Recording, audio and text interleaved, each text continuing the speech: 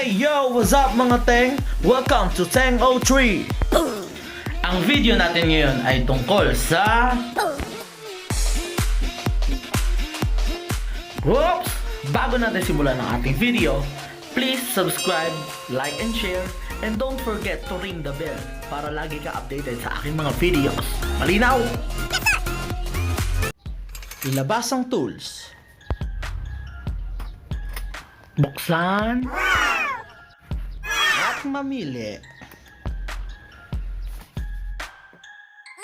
Mga tools na gagamitin: tube wrench number 8 for white bolts dahil nag-upgrade ako, Allen key at screwdriver para naman to sa mga stock bolts.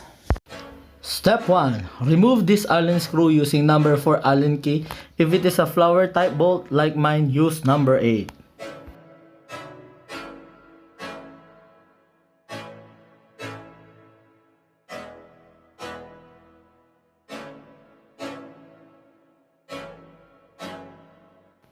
Pagkabaklas, dapat itabi. Mahal din yan, 40 pesos. Step number 2. Remove these two Allen bolts using number 4 Allen key and number 8, right side. Yan. O, dahan-dahan lang sa pagpihit. Alam naman natin, mahal natin yung mga motor natin.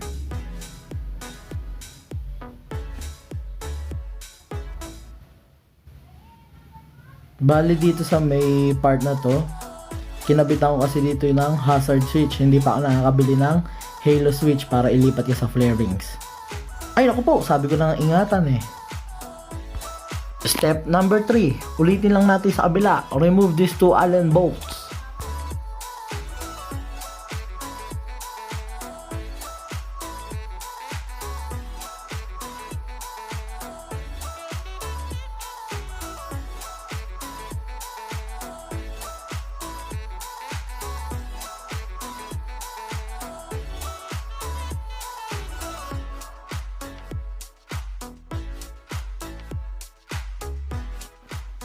Okay. Step number 4. Pull down the encircled point, then lift the cowling.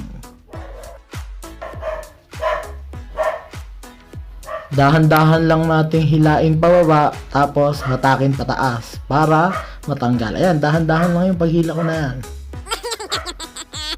Step number 5. Detach both clip on this side and slowly lift the cowling. Yan. Tsaka itong kabila. Dahan-dahan lang hihilahin kasi malutong to, napuputol agad. Step number 6. Lift up the cowling to detach it to the head. Yan. Sabi ko na, dadalawahin kamay ko na. Ayan.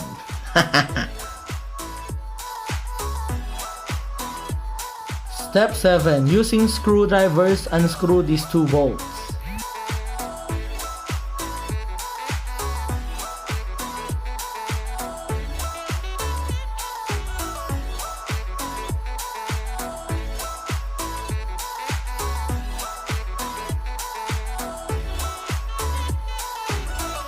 Step number 8. Use your index finger to insert slowly in the opening while your thumb pressing on the other half of the cowling to lift it up and detach. Ano sinasabi nun? Yan. Hilain mo. Yan, hilain mo. Tapos, pag natanggal na, hilain mo naman ngayon pataas para matanggal yung pagkakalak doon sa may lagayan ng disc brake oil. Step number 9. Use your index finger to detach the other half of the cowling. Uulitin lang. Yan, o ingat ka, baka maipit ka. Step number 10. Glide the whole hub to your right side out from the clutch lever. Yan, ito. I-glide mo dyan. Glide lang. Yun!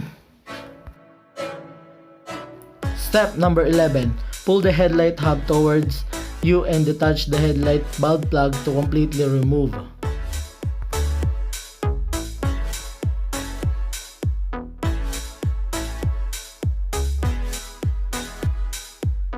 Ayan, tanggal na. Ayos.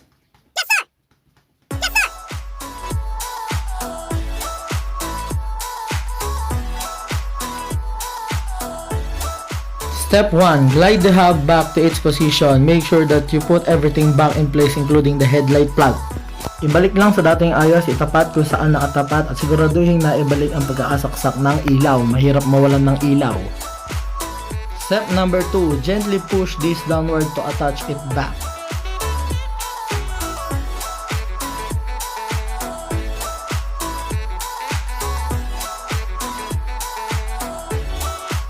Step 3. This part should have downward followed by a forward push to reattach.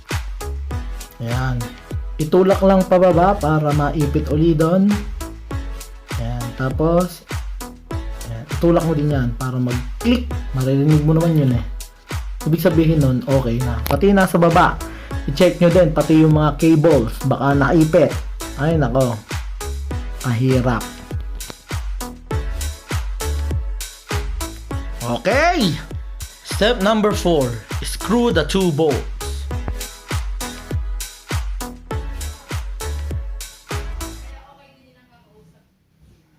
Ayan.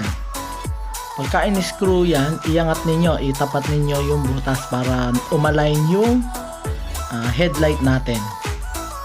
Kasi baka pumaling eh.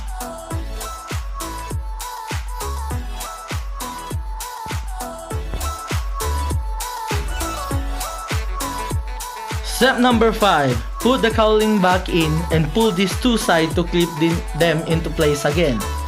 Ayan. Lagay natin. Dahan-dahan lang kasi baka mahiklat yung clip doon, mabali. Ayan. Step 6. Pull down to attach it back.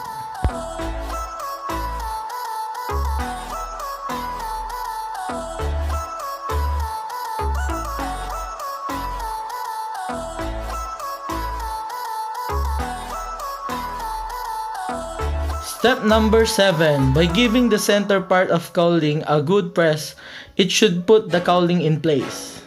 Yan, yan. I-clip niyan, hilahin lang, hilahin. Tapos itulak. Ayan, para mag-clip.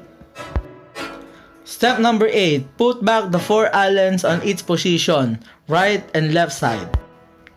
Yan. Habang ito, tornilyo nyo yan, hawakan nyo yung leeg, tapos pagdikitin nyo yung dalawang cowling para pagka nag-clip walang awang.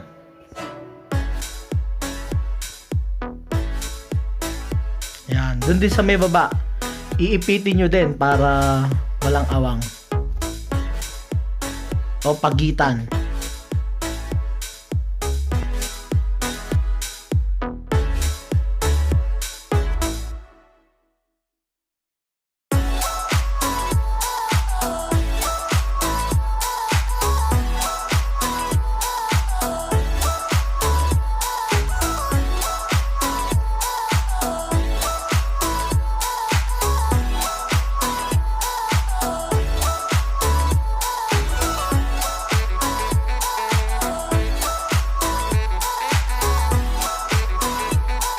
Step number 9.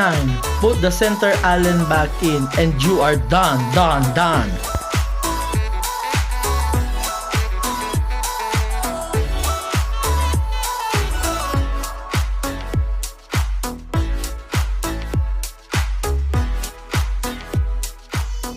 Maayos na ayos.